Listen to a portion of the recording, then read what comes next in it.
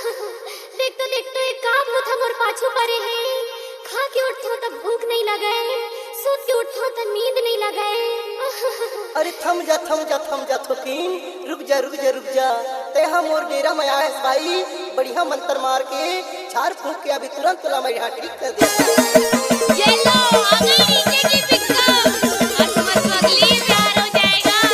नाम तो सुना ही होगा, भूपेंद्र मरावी उपचेतना वाले।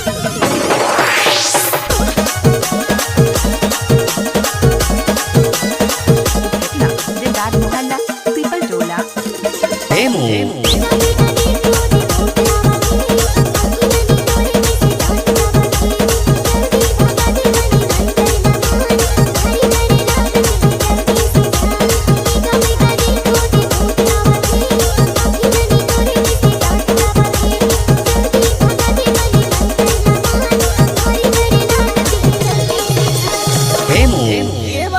ये भाई अरे ज्यादा झन चिल्लाबे हो, ज्यादा झन चिल्लाबे। देख तो एक काम होता मोर पाछू परे है। डोलाते वो सुपर डोलाते चकला लड़ डोलाते रे सुपर डोलाते वो और सुपर डोलाते चकला लड़।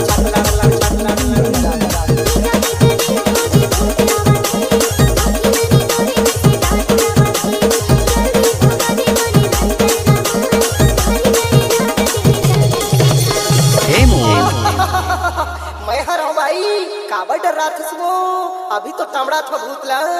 डोलाते रे सुपर डोलाते और सुपर डोलाते चकला लड़। डोलाते रे सुपर डोलाते वो और सुपर डोलाते चकला लड़। डोलाते रे भाई डोलाते वो और सुपर डोलाते चकला लड़। नाम तो सुना ही होगा, भूपेंद्र